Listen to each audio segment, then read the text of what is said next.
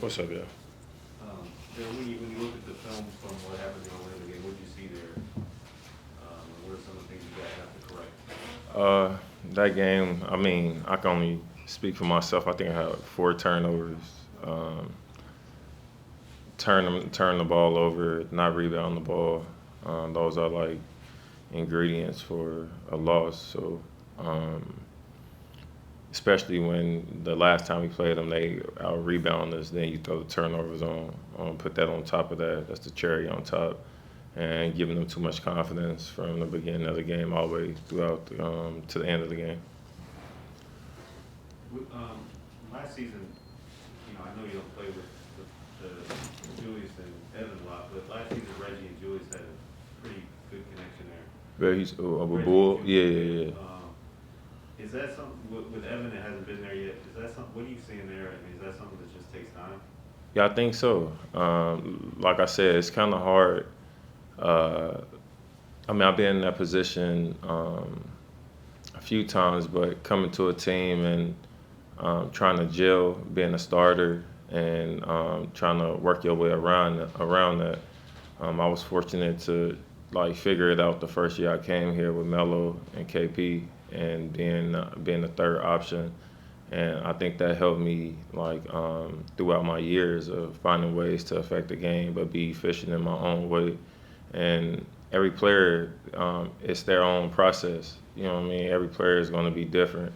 Um, Thank God I got through that, but it's our job with us being their teammates to help them with the process, with letting them communicating with them, letting them see or letting them hear what we see on the floor, and it's gonna take some time. Evan, we're not worried about that. Evan, he's a shooter. He's a great playmaker. He could put the ball on the floor, and I think we just got to put the emphasis on just different plays so that Ev can get open looks so that he get a groove going.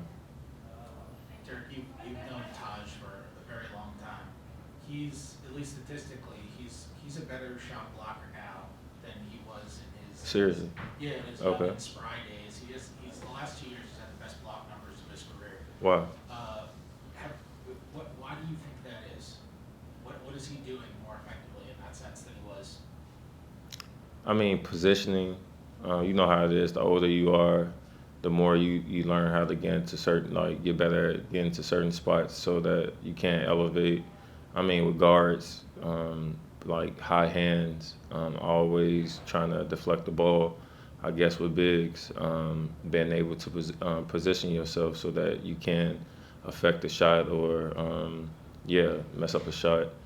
And Taj, he got like a 7 something wingspan too. You can't overlook that, even though he's 6'9", 6'10". His wingspan is crazy. So and effort, like even though Taj is smaller than a lot of guys that he play against at the five, he do a great job with making sure that he's giving that top-notch effort every time he go out there and play. And yeah, timing too. Like his timing is pretty good right now. You've been on the top half of a lot of pick and rolls that he's been behind you on. Yeah. What's he like as a communicator there? I mean, we're at a point right now we don't gotta communicate.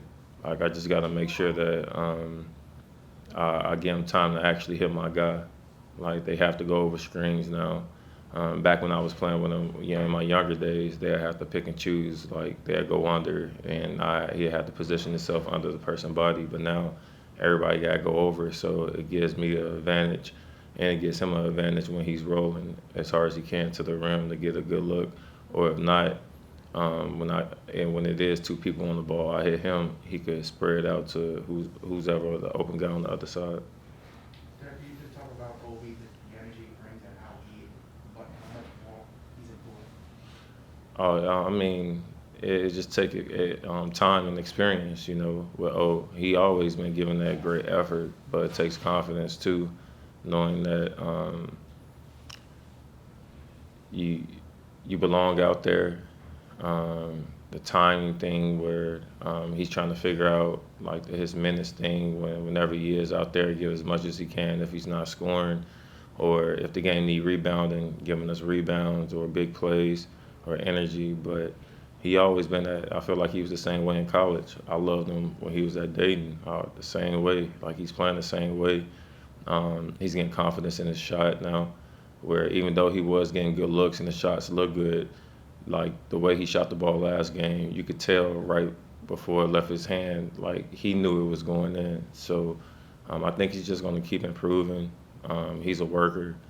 Um, he has a lot of confidence to be a young player, and he talks a lot. So I think he's going to be fine.